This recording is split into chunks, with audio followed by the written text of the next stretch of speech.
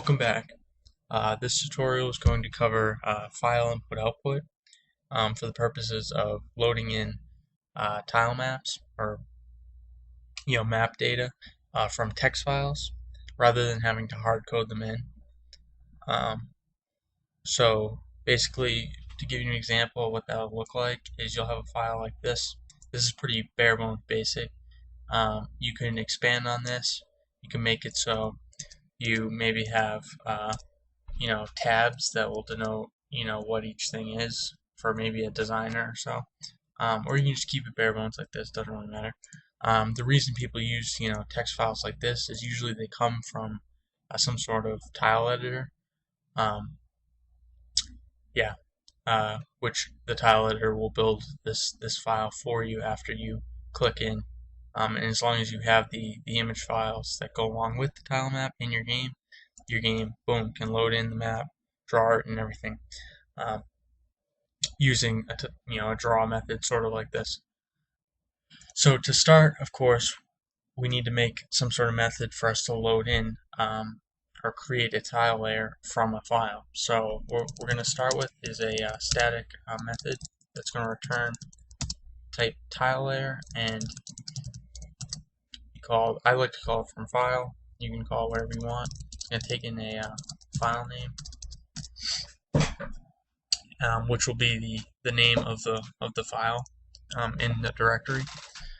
So we'll start by creating a tile layer, set equal to null, and then return layer. See, there we go. Bare bones basic. No errors, nothing. Now we're going to need some sort of data structure to hold the data before we put it into the map. Hold all these numbers. So what we're going to use is an array list of integers. Well, actually, even a little bit more complex. An array list of integers. Because if you think about it, we're going to have the structure be set up similar to the way this is, with it having rows and columns. So this would be the rows and the array list containing that. However many these are, stacked on top of each other, that makes the columns per se. But enough of that. Let's finish this up. Initialization. I used the diamond operator there, so I don't have to type this again. It's just a shorthand way of initializing array lists or lists. Now, with file I/O, as I mentioned in the last tutorial, same thing goes with image I/O. You're going to need these try and catch statements. Now, for ours, ours is going to be specific for a buffered reader. Basically, what a buffered reader is, it's Java has two main different types of readers, file readers. There's a file reader, and then there's an input stream reader. The file reader is used for files, mainly to get either bytecode or character code, characters, chars, and read them in.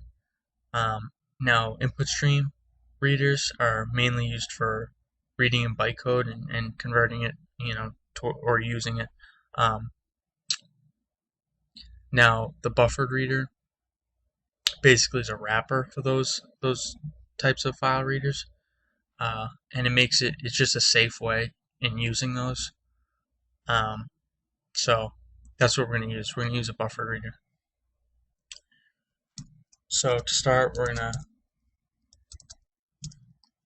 buffer reader br equals new buffered reader. We're going to pass in a new file reader and pass it that file name. Of course, catch IO exception E.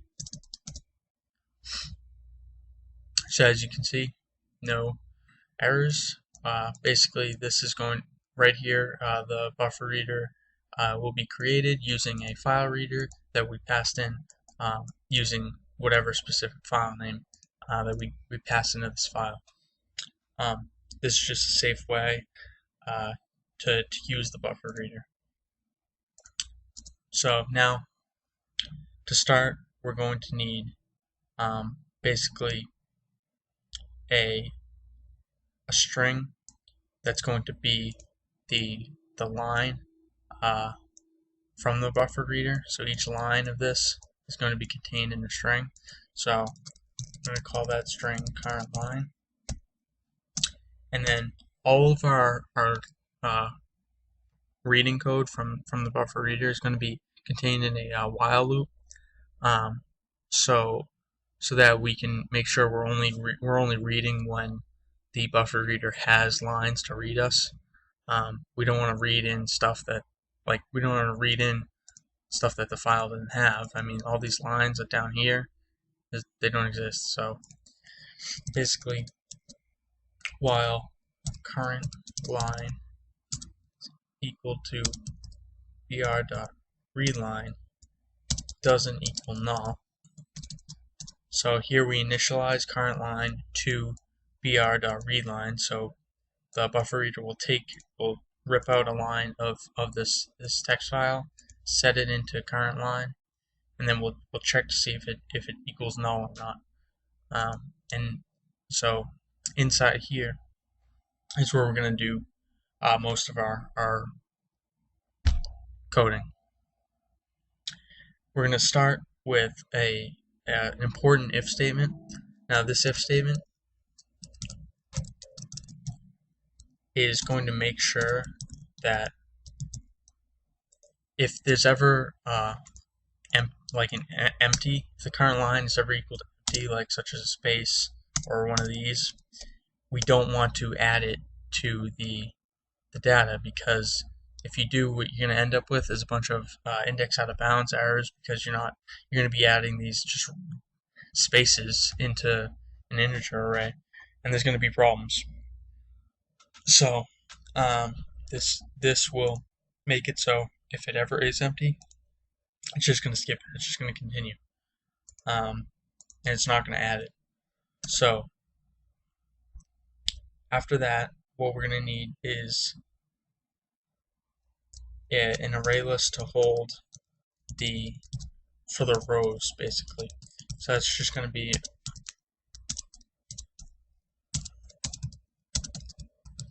new array list. Oh, might as well use diamond. So there we have a row of integers, which is we're going to add to this, and that's going to make up that layout, that temp layout. Now we also need something to hold each of these values. So what we're going to do there is we're going to have a string array, which we'll call values, I guess, and that's going to be equal to current line dot trim, because what we want to do is we want to trim off any white space, any extraneous white space, because we don't want that. We don't want anything. And then we're going to split. And now what split does is right here. See how I have the space in between? That will be able, it'll basically take this line and it'll split up each of these by each space. So it'll read this in, put it in there, split, boom, read this, put it in there, instead of putting all of them in one massive, string into there. We're going to split it up so that we have single individual values. But first you have to pass it in what you want to split by. Now you could split by something else. You don't have to split by spaces. You can split by anything, any string you want to split by. Now after we have this, what we're going to want to do is do a quick enhanced for loop. So for string I guess, in values, what we're going to do is if not string dot is empty. So if the string isn't empty, if it actually has something there. We're going to take that string, we're going to parse it, so we're going to make it into an integer, and then we're going to put it into this integer ID, and then we're going to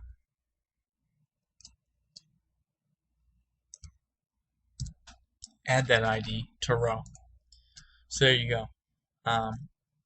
There's one last thing that has to do with that. We have to add row.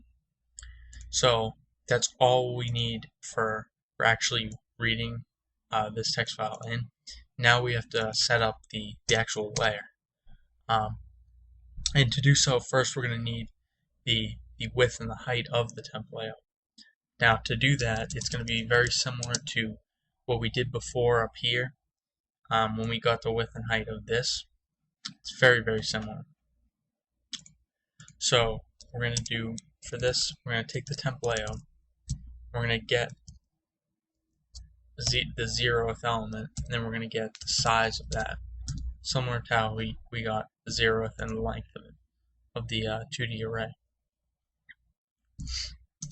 And for the height, similarly, we're going to just get the size. Now, here's the thing. We need a way to set up to basically initialize this layer to an actual tile layer, and we need to do that with a constructor. But we don't want to use this constructor because that's for actually setting up the map. What we want to do is create a quick, simple constructor that's just going to take in a width and a height and use those two values to just initialize the map.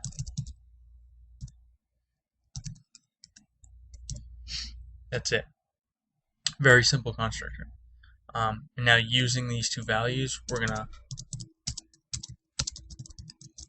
set that there. So now the layer is set up, and now all we have to do from here on is take all the data in here and put it into here. So here we go. To do that, of course, is the usual loop.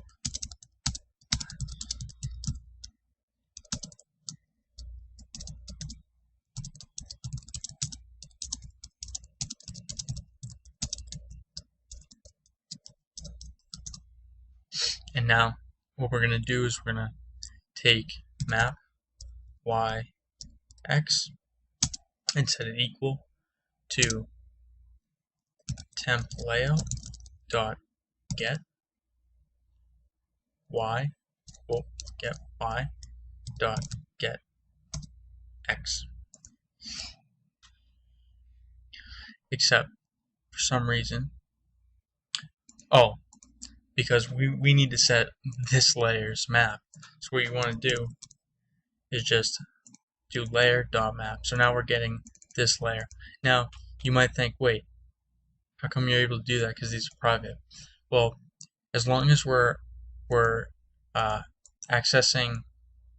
using a object of this class within the class that it's an object of, you're able to have access to private instance fields.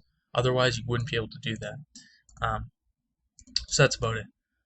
So there, now the map's completely set. Now one more thing is we're going to need to set the tile sheet as well. So we're going to have to have that equal to load tile sheet, and once again, we're just going to use, just for the purposes of the tutorial, we're going to set it to something that I already have loaded up. Whoa.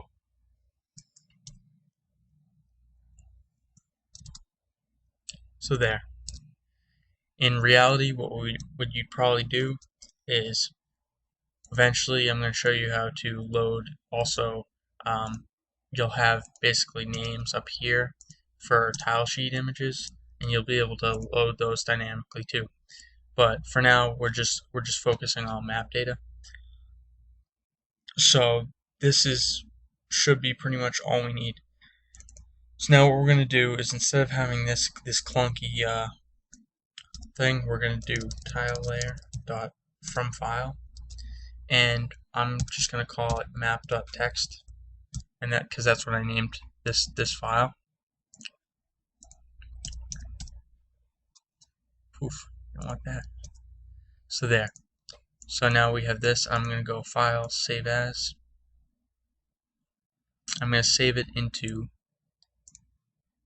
the tutorial project. And remember what I said. This top level is the default for NetBeans. So I'm going to save it in there.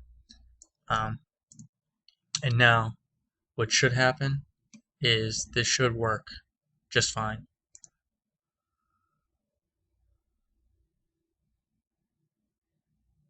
Boom. So there you go. So now what's happening is it's loading this data from this text file right into here and creating a layer from it. Now to show you, I can go and change these. Control H. I'll find 2, replace with 1, replace all. So now that's that. I'm going to go File, Save, and boom. So now it's all dirt. You can go 3, File, Save, boom. Now it's got that 1 in there. So yeah, I mean, it's pretty good, pretty advanced way of doing that. It's the best, the right way to do. You don't want to ever like hard code in these maps. And I hope this helped you.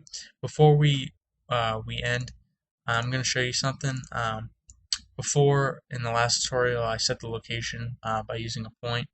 That's how you specifically set it. But if you ever want to set it just to the very center of the screen, what you can do is you can use this set location relative to, and you can just pass it null. And what will happen now is it'll just pop up dead center on the screen. Also, before I didn't have set resizable set to false. I had it so you could resize it, but I thought about it and I was like, we shouldn't be able to resize it. This should be like the default size of a game window or a window. So yeah, I set resizable to false as well. But you can do what you want with it. Doesn't really matter to me. So yeah, thank you for watching. Stay tuned for more tutorials.